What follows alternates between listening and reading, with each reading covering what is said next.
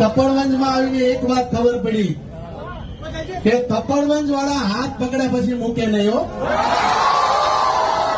5-6 લોકોના હાથ પકડ્યા એટલે ઈ લોકો મને પકડવાની કોશિશ કરી પણ મારા બટા મૂકે જ નહીં હાથ. એટલે ખબર પડી ગઈ કે ભાઈ કપડવંજ વાળા કોઈનો હાથ પકડે તો મૂકે નહીં હો વાલા. આ પ્રેમ છે તમારા બધાનો. અત્યાર સુધીમાં ગુજરાતમાં 365 ઘર બનાવ્યા છે. અને 1 મિનિટ પહેલા ચશ્મા કાઢી લઉં, તમને જોવા પડે મારે.